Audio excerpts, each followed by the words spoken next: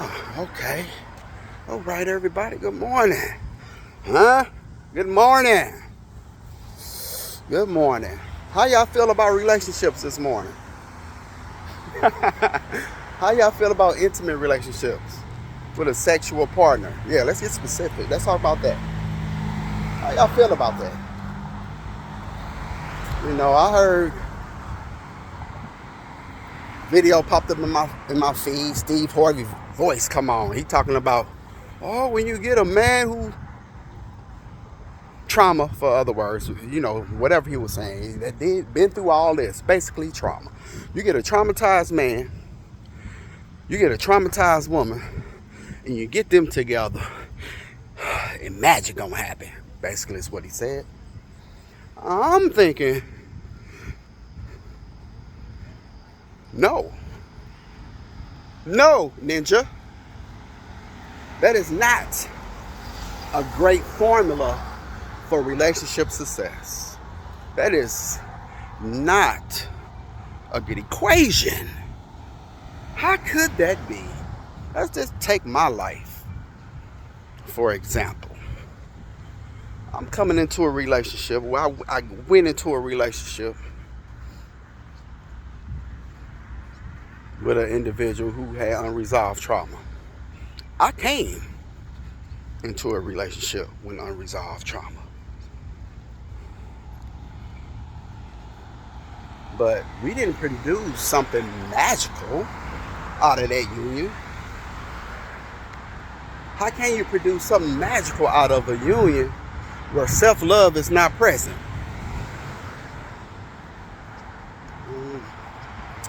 I didn't have self-love, right? I knew something was wrong with me as time went on. I knew it. I felt it. Someone right with me, and I needed to do something about it. You're talking about dealing with depression and anger for years. I'm talking about since I was like a long time ago. Shit. When you dealing, let's deal with our culture specifically. Those who raised under certain generational trauma of what we thought was love and all that, but it really wasn't. It really wasn't. You can't tear somebody down and then don't build them back up in the name of love and child rearing and discipline. But that's what we experience. Some of us didn't get that. Everybody don't get the same treatment. A lot of times the females don't get that tore down treatment the way the males get it in our society. Parents grow up to be a little softer on the sisters, on the females. But the males, oh shit, they'll damn near kill you. They'll damn near kill you to control you and to do what they say. Or either drive you to kill somebody or yourself. I'm just speaking what's real, because I'm not talking about nobody else but mine. I was ready to kill somebody. At times, I was ready to kill myself. I stayed away from people to protect them.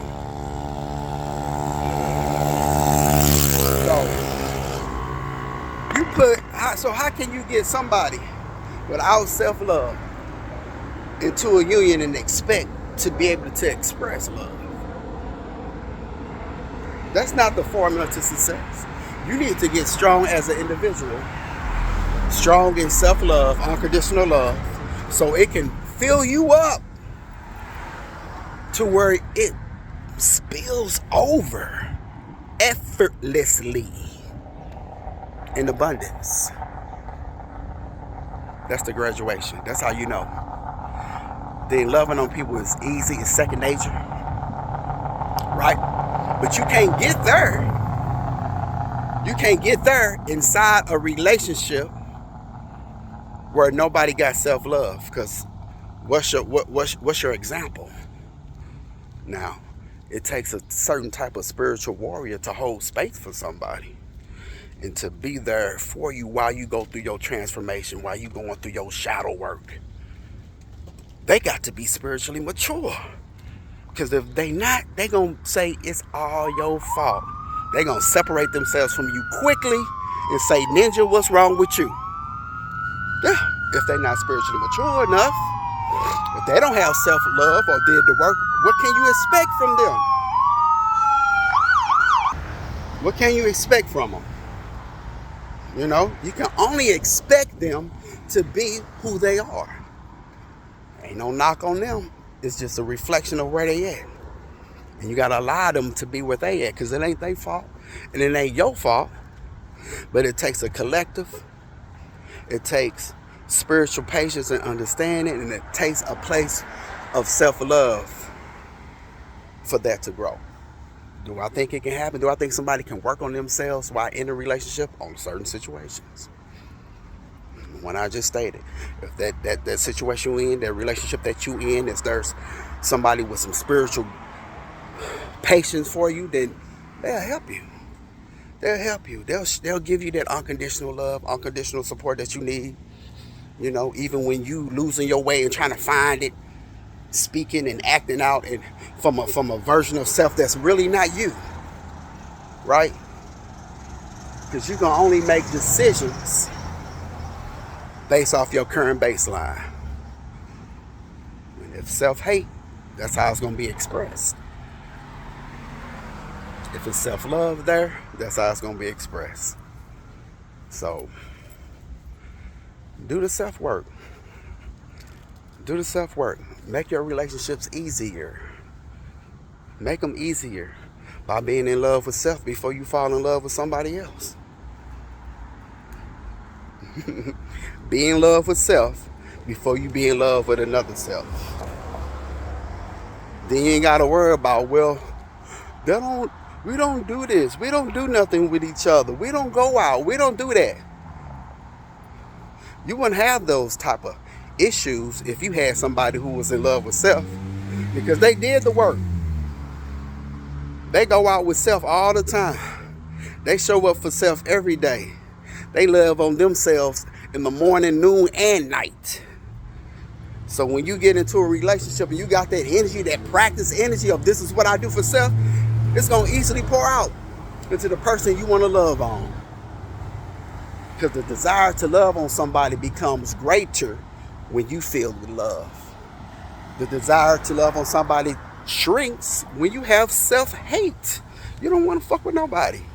You don't like people because you don't like yourself. You don't even want to fuck with yourself. You don't even want to sit in silence. Oh, I can't sit in silence. If I sit in silence too long, ain't no self-love. Your nerves just bad. It's okay. It's all right. But relationships, yes, so just imagine two people get together who have awareness of self-love and practice unconditional love at a real level. Just imagine what they can experience together. Wouldn't that be a great combination? You know? I ain't saying that someone with self-love can't be with somebody else who don't. I actually think you can. You actually can. Because you can hold space for them, right? You can love on them when they don't even know how to love on them. And maybe your love can pour out into them, make them feel a little bit better about self. You know? That's it. I didn't say change them. Notice I said make them feel a little bit better about self.